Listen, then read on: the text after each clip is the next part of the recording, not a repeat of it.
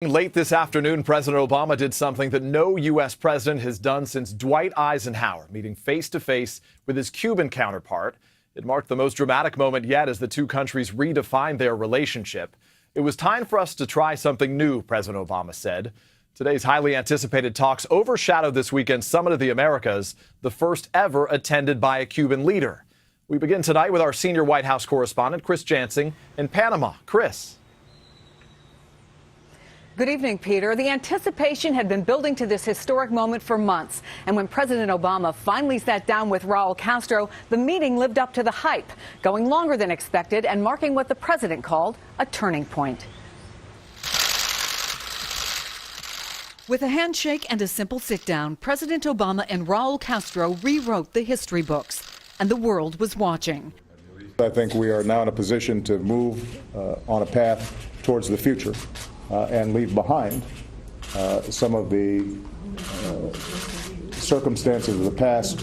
Moments ripe with symbolism, signaling a thaw in Cold War-era animosities. But the president acknowledged differences remain. We will continue to try to lift up concerns around democracy and human rights. Their meeting lasted about an hour, but its implications will be felt for decades to come. And the president said every issue is on the table.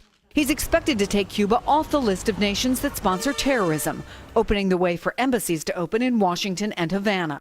Complicada la de nuestros países. Our countries have a long and complicated history behind. Pero estamos dispuestos a avanzar tal como él está diciendo. But we are willing to make progress in the way the president has described. The meeting was the subject of intense planning since December, when the two agreed to pursue full diplomatic relations in a 45-minute phone call.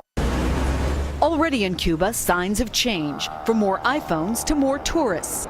A hint of change even from Raul Castro, who after a long airing of past grievances against the U.S., praised the president. I have told them that in my opinion, President Obama is an honest man. He even said he'd read Obama biographies, just hadn't finished them yet. But as the two countries move toward a new era, old hostilities linger.